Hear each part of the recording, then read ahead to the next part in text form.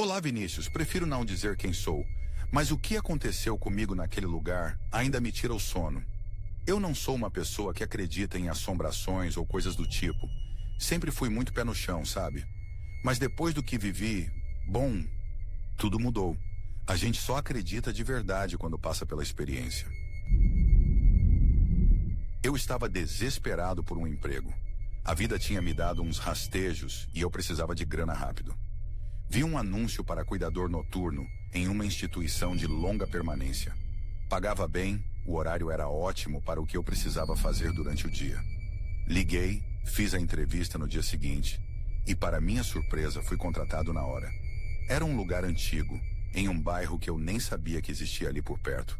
Meio afastado, mas parecia tranquilo, pelo menos por fora.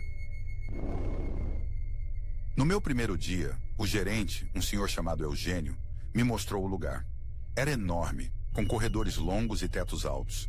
Tinha um cheiro peculiar, uma mistura de desinfetante velho, mofo e algo mais que eu não soube identificar. Ele disse que a maioria dos pacientes já dormia no horário do meu turno, que era mais para monitorar, ajudar quem precisasse ir ao banheiro ou tomar uma medicação de rotina. Parecia fácil demais para o salário que ofereciam, mas eu não questionei. O Eugênio me apresentou aos poucos pacientes que cruzamos nos corredores. A maioria idosos, alguns com demência, outros mais lúcidos, mas com olhares perdidos. Eles viviam em seus próprios mundos, me disse ele. Eu sorri, tentei ser simpático, mas senti uma estranha melancolia no ar. Era como se a própria construção suspirasse cansada, carregando o peso de sabe-se lá quantas vidas e dores. As paredes eram grossas, a iluminação fraca e as janelas pareciam mais grades do que aberturas para o mundo exterior. As primeiras noites foram calmas, até monótonas, na verdade. Eu fazia minhas rondas, verificava os quartos, lia um pouco na sala dos funcionários. Os sons eram mínimos, o tic-tac de um relógio na sala comum, o ronco baixo de alguns pacientes, o rangido ocasional do prédio se ajeitando. Comecei a relaxar, pensando que tinha dado sorte. Talvez o salário alto fosse só porque ninguém queria pegar o turno da noite em um lugar tão isolado. Na quinta noite ouvi algo diferente. Um sussurro. Pensei que fosse algum paciente falando sozinho em um sonho ruim. Segui o som até o fim do corredor leste. As luzes lá eram ainda mais fracas.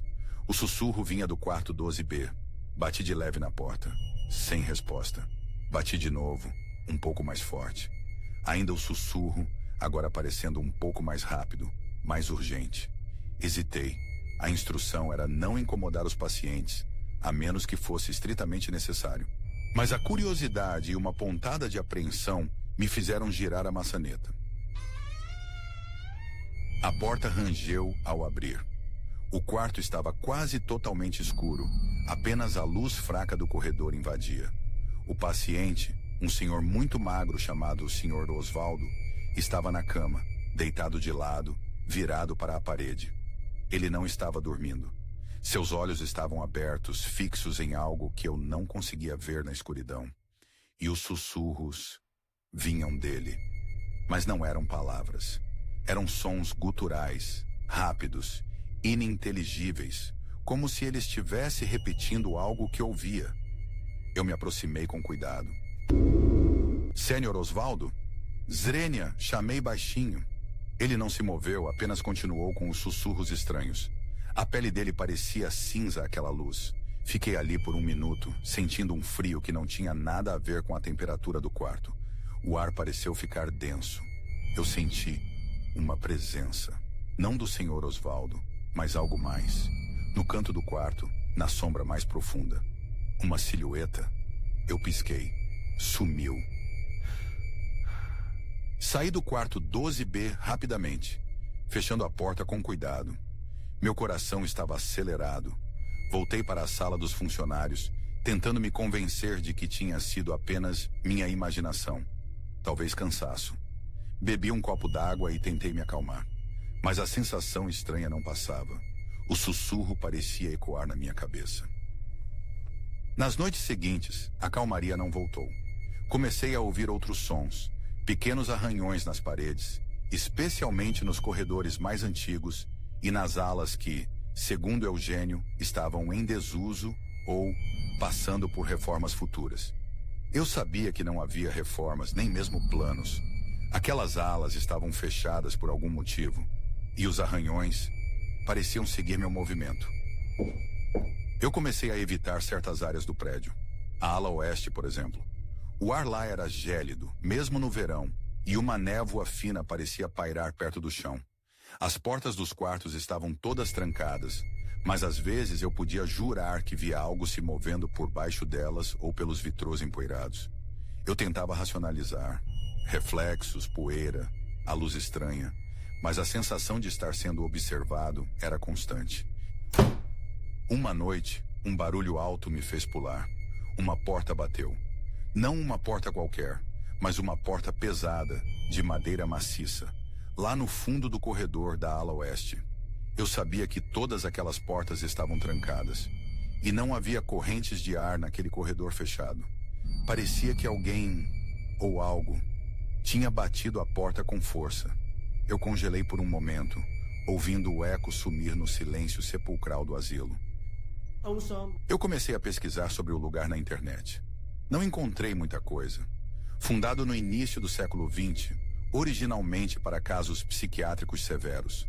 Depois virou um lar de idosos com algumas alas desativadas. Havia poucas fotos, nenhuma mostrando o interior das alas mais antigas. Nenhum relato de eventos estranhos ou lendas urbanas locais. Era como se a história do lugar tivesse sido apagada, exceto pelos registros oficiais básicos. Isso, por alguma razão, me deixou ainda mais inquieto. O que aconteceu aqui que ninguém queria lembrar? Durante o dia, tentava interagir mais com os funcionários diurnos, com os pacientes mais lúcidos. Perguntava sobre a história do asilo, sobre as alas fechadas. A maioria desconversava ou dizia que não sabia muito. Um dos pacientes mais antigos, um senhor chamado Seu Benedito, que passava o dia na cadeira de rodas perto da janela, às vezes me olhava com um ar de quem sabia mais do que falava. Seus olhos, embora velhos, tinham um brilho de lucidez misturado com medo. Uma tarde, enquanto eu o ajudava a se cobrir com um cobertor, Seu Benedito segurou meu braço com uma força surpreendente para alguém tão frágil. Ele olhou para os lados, como se verificasse se alguém nos ouvia, e sussurrou. Eles ainda estão aqui, rapaz, nas paredes, esperando. Antes que eu pudesse perguntar o que ele queria dizer, o cuidador diurno chegou e ele soltou meu braço, voltando ao seu estado aparente de confusão. Mas as palavras dele ficaram gravadas na minha mente. Eles ainda estão aqui. As noites se tornaram um tormento. Os sussurros aumentaram, não só do Sr. Osvaldo, mas de outros quartos também. Sons de arrastar, como se móveis estivessem sendo empurrados, mas quando eu verificava, tudo estava no lugar. Sombras na minha visão periférica se tornaram mais frequentes, mais definidas, e havia a sensação constante de estar sendo observado, não por uma ou duas presenças, mas por muitas. Olhos invisíveis me seguindo pelos corredores escuros. Eu comecei a sentir o frio da ala oeste se espalhar para outras partes do prédio. Uma noite, estava na sala dos funcionários, que ficava no centro do asilo, e a temperatura caiu abruptamente. O ar ficou pesado, com o mesmo cheiro de mofo e algo indefinido que eu senti no meu primeiro dia, só que muito mais forte. Olhei para a porta. A sombra sob ela parecia mais escura do que o normal. Então a maçaneta começou a girar, lentamente. Parou, girou de novo. Eu estava paralisado. Não havia ninguém do outro lado. Eu sabia disso. Era como se algo estivesse tentando entrar, ou talvez apenas brincando comigo. Segurei a respiração, esperando que parasse. Depois de alguns segundos que pareceram uma eternidade, a maçaneta voltou para a posição original. Mas a sensação de que algo estava ali, do outro lado da porta, observando, era esmagadora. Decidi que precisava ir embora. Não aguentava mais o medo constante, a falta de sono, a sensação de estar lentamente perdendo minha sanidade naquele lugar. Mas tinha que cumprir meu contrato de 30 dias para receber o primeiro pagamento integral. Eu estava na 25ª noite. Faltavam apenas 5. Pareciam uma montanha intransponível. Eu tentava me manter ocupado. Ficava com as luzes acesas o máximo possível. Evitava os corredores mais perturbadores. Notei que, quando os eventos mais estranhos aconteciam, os aparelhos eletrônicos falhavam. Meu celular perdia o sinal completamente. As luzes piscavam. Às vezes, a câmera de segurança que monitorava o corredor principal mostrava apenas estática por alguns segundos.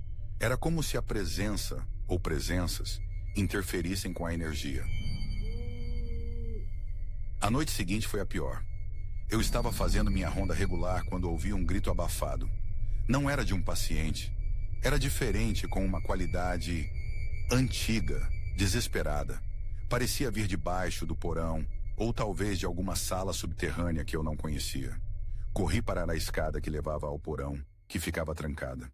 A porta estava fechada, a corrente e o cadeado no lugar. Mas o grito continuou por alguns segundos, alto o suficiente para me fazer acreditar que eu não estava imaginando.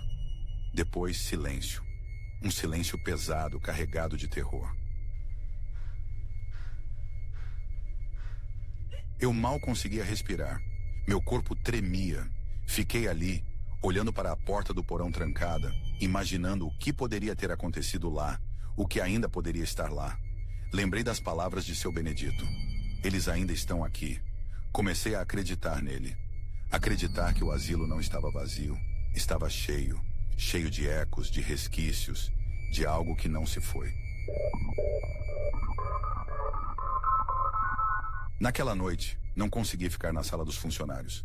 Passei o resto do turno em um dos corredores mais bem iluminados, olhando para as janelas, esperando o sol nascer. Evitei a todo custo a ala oeste e a porta do porão. Sentia os olhares, ouvia os sussurros distantes, mas forcei-me a ignorar. 5 noites. Apenas mais 5 noites. Na 27ª noite, os arranhões não estavam mais distantes. Eles estavam na parede do meu lado, enquanto eu caminhava pelo corredor. Paravam quando eu parava. Começavam de novo quando eu me movia. Era como se algo estivesse preso dentro das paredes e quisesse sair. Eu toquei a parede fria, sentindo vibrações fracas sob meus dedos. Respirei fundo, tentando me controlar. Era só madeira velha, tubulação, coisas do prédio. Mas eu sabia que não era. Os sussurros também mudaram. Deixaram de ser ininteligíveis. Começaram a formar palavras, frases fragmentadas. Nomes que eu não conhecia. Eram murmúrios fracos, mas distintos, vindos de todos os lados. Ajuda! Zrenia. Component placement. Perdido. Swinga. Não me deixe. Eram vozes que pareciam sair das próprias paredes, do ar. Eram vozes de desespero, de sofrimento. Cheguei na sala dos funcionários e a maçaneta da porta começou a se mover de novo, desta vez com violência.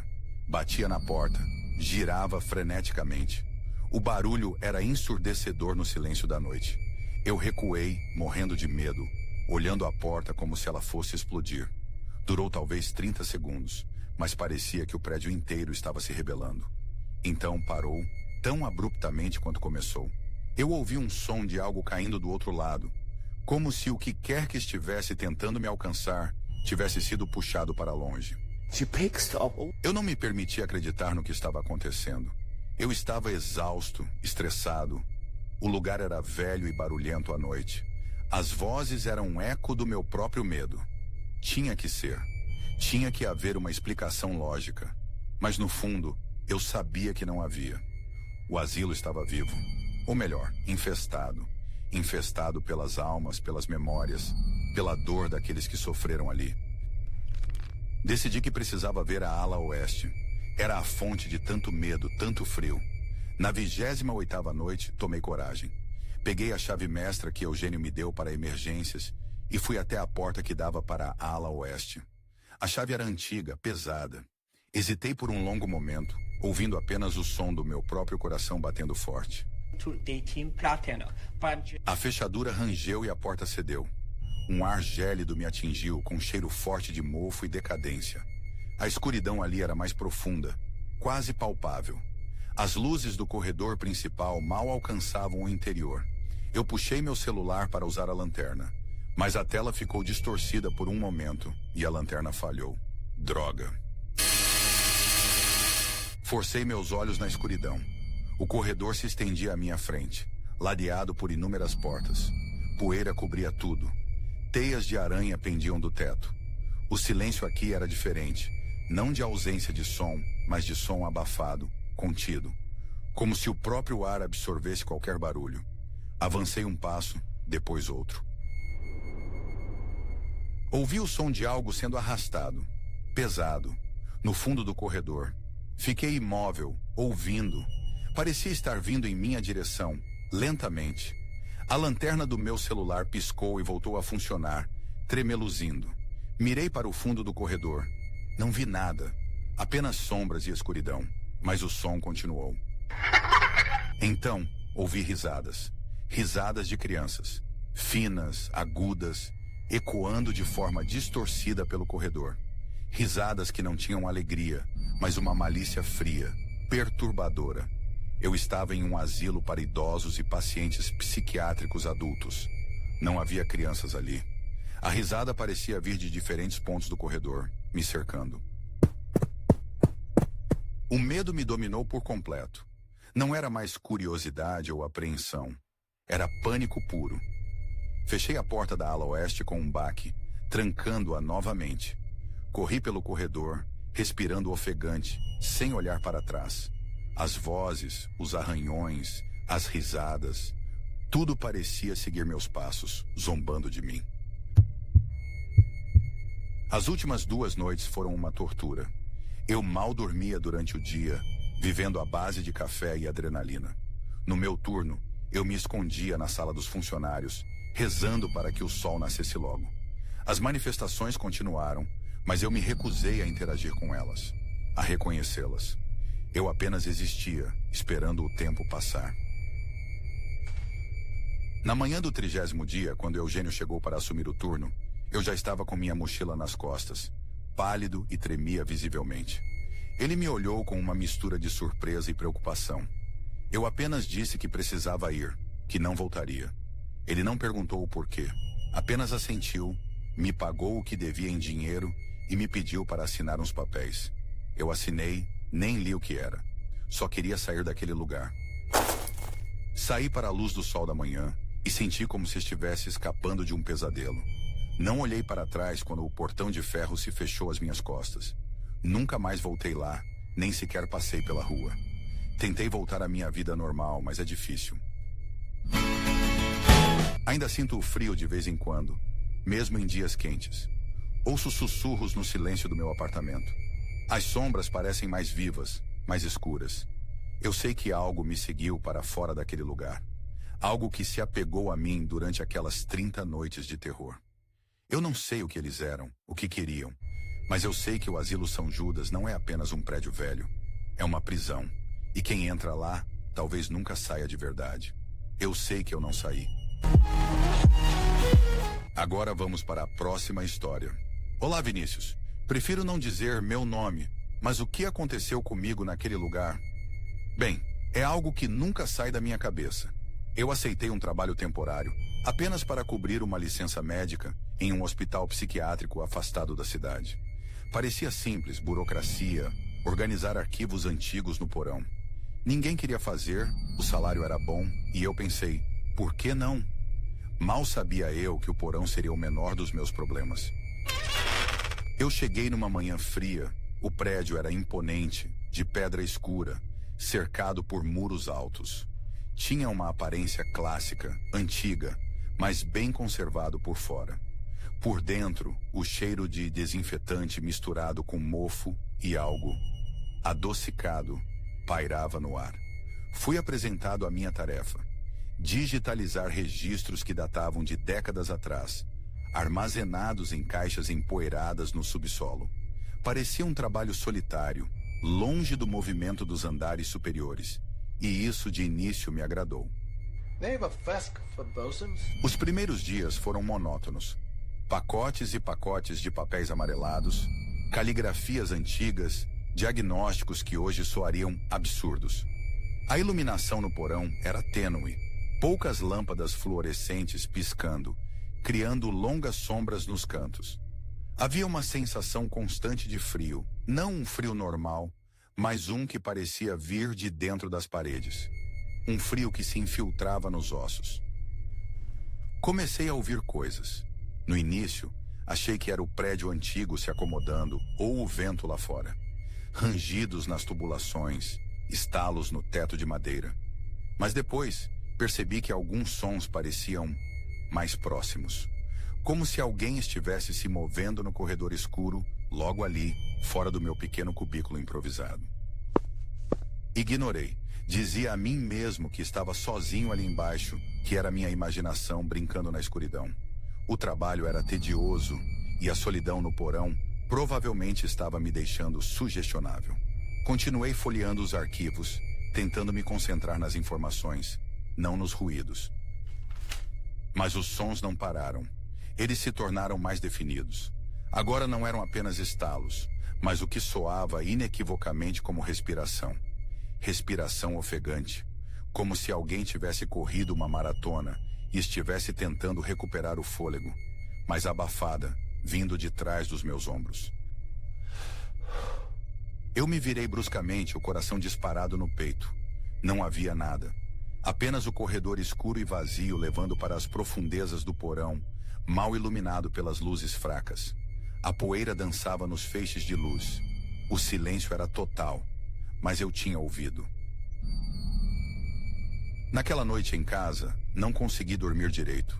A sensação de estar sendo observado, a respiração abafada. Fiquei pensando nos pacientes do hospital.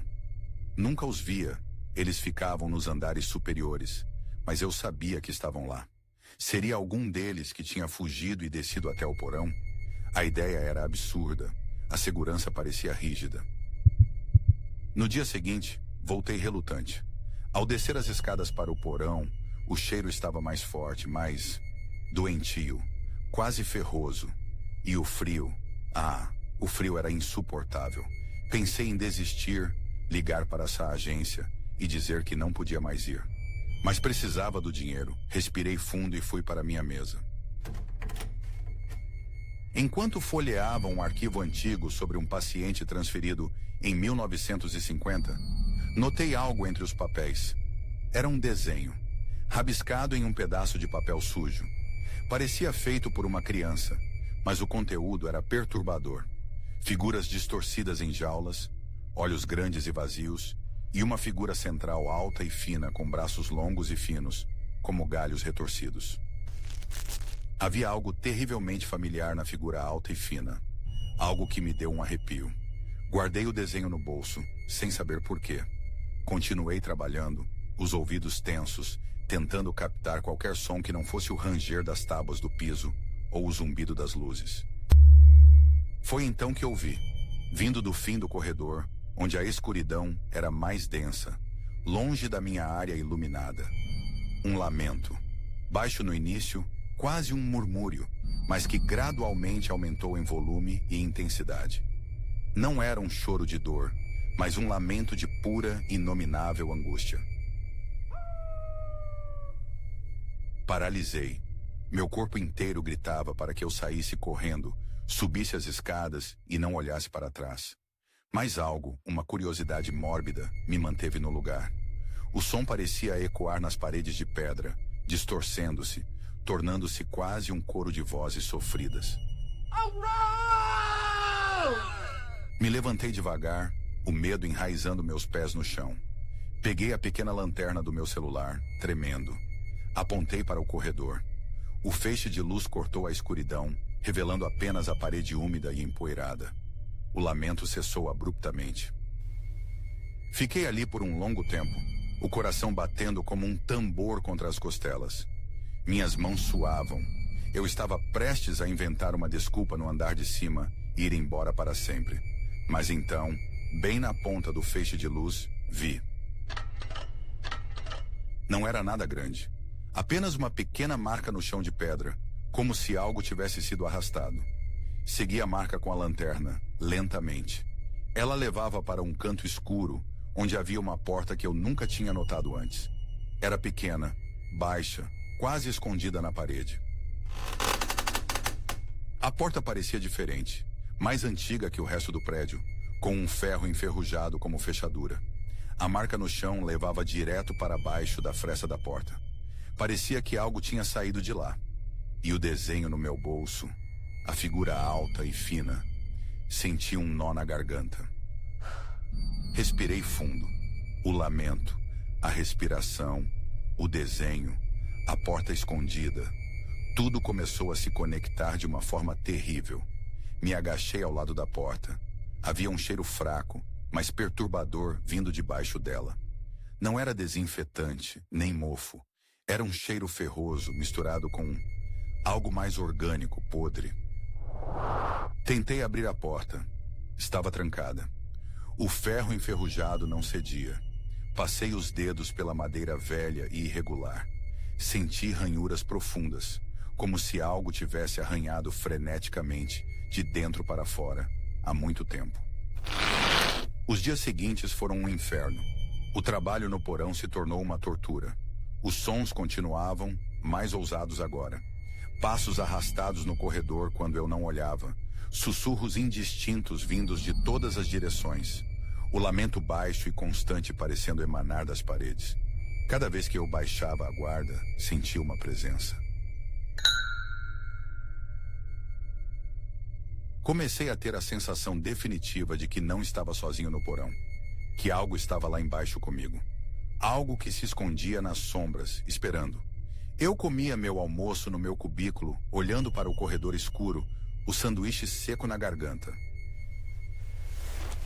Fui conversar com a bibliotecária do hospital, uma senhora idosa que trabalhava lá há décadas. Perguntei sobre o porão, sobre a história do lugar. Ela hesitou um pouco, olhando para os lados. Mencionou que o porão era usado para armazenamento, mas que uma parte dele, a mais antiga, estava selada. Hush! Coisas ruins aconteceram lá, querido, ela disse, a voz baixa. Nos primeiros anos do hospital, não se fala muito sobre isso. Pacientes que eram considerados incorrigíveis. Métodos de tratamento. Bem, eram outros tempos. Ela não quis elaborate, mas a forma como ela evitou meu olhar e se apressou em mudar de assunto, falou volumes. Os métodos de tratamento, a porta selada, o lamento e a respiração, as peças começaram a se encaixar de uma forma horrível. O porão não era apenas um lugar de armazenamento. Era um lugar onde o sofrimento tinha sido infligido, onde pessoas tinham sido talvez não apenas tratadas, mas torturadas, presas, esquecidas. E algo desse sofrimento tinha ficado para trás. Uma noite, fiquei até mais tarde para tentar terminar uma pilha particularmente alta de arquivos. A lua estava cheia lá fora, lançando uma luz fraca através das pequenas janelas gradeadas do porão. O silêncio era ainda mais pesado do que o habitual, carregado de uma tensão palpável. De repente, ouvi um barulho alto, um arranhão metálico, vindo da direção da porta selada. Não era sutil como antes. Parecia que algo estava tentando arrombar a porta de dentro para fora com força bruta. Meu coração deu um pulo e começou a disparar descontroladamente. As luzes fluorescentes em cima da minha mesa começaram a piscar freneticamente, quase apagando. A escuridão ao redor do meu pequeno cubículo cresceu, engolindo o corredor. O barulho na porta parou. O silêncio voltou, mas era um silêncio predatório, cheio de antecipação. E então, ouvi. A respiração ofegante, muito mais perto agora. Não abafada, clara. Parecia estar bem atrás da minha cadeira.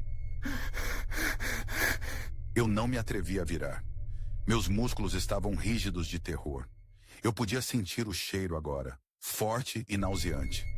O cheiro ferroso, podre, o mesmo que vinha debaixo da porta selada. Era o cheiro do que estava respirando atrás de mim. Podia sentir a pressão no ar, como se algo grande e terrível estivesse se aproximando. E então, um toque. Leve no meu ombro. frio, úmido. Não era uma mão. Era algo duro como um osso, mas fino, com garras afiadas na ponta. Gritei, um grito de puro terror que rasgou minha garganta. Pulei da cadeira, me virando num borrão. Não vi nada. Apenas as sombras, o corredor escuro, as luzes piscando. Mas a sensação no meu ombro, o toque frio e ósseo, era real. Corri. Corri como nunca corri na vida. Subi as escadas aos tropeços, a cada passo esperando sentir as garras no meu tornozelo. Não olhei para trás. A respiração ofegante parecia ecoar nos degraus atrás de mim, mas eu não parei. Cheguei ao andar principal ofegante, tremendo, chorando. Os enfermeiros notaram meu estado, aterrorizado. Tentei explicar sobre os sons, a respiração, a porta, o toque. Olharam para mim com uma mistura de preocupação e ceticismo. Disseram que talvez o cansaço ou a atmosfera do porão estivessem me afetando. Ninguém veio verificar o porão comigo. Eles lidavam com mentes frágeis todos os dias. Eu era apenas mais um caso para eles. Castir. Larguei o emprego naquela noite. Não voltei para pegar minhas coisas, nem mesmo o meu último salário. Liguei da rua tremendo e disse que não voltaria mais. Não me importava com as consequências. Eu só queria estar o mais longe possível daquele lugar. Desde então, tenho pesadelos. Pesadelos com corredores escuros, com lamentos distantes, com um cheiro ferroso e podre. Sonho com aquela porta selada e com a figura alta e fina do desenho. Sinto o toque frio e ósseo nas minhas noites mais sombrias. Eu sei o que estava naquele porão. Não era um paciente. Não era o vento. Era algo que foi criado ou despertado pelo sofrimento acumulado naquele lugar. Algo que ficou preso, ou talvez não, talvez pudesse se mover livremente na escuridão. Algo que espera lá embaixo, na parte mais antiga e esquecida do hospital, atrás da porta com as marcas de garras. Nunca mais passei perto daquele hospital. Tento não pensar nele, mas o medo ficou comigo. Sei que aquela coisa ainda está lá, no porão, e às vezes, nas noites mais silenciosas, juro que posso ouvir, vindo de muito, muito longe, o som abafado da respiração ofegante. A respiração da escuridão. Esse foi o vídeo. Espero que tenha gostado. Não esqueça de se inscrever e deixar o like. Até a próxima.